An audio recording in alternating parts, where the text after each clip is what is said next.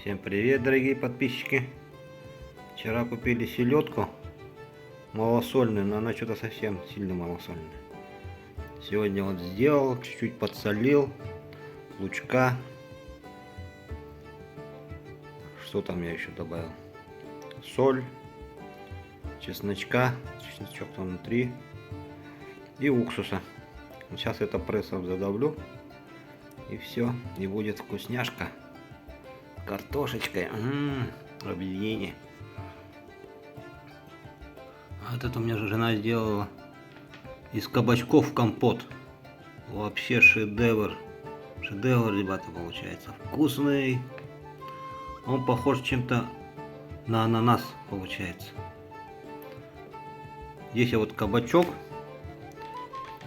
апельсины и гвоздичка.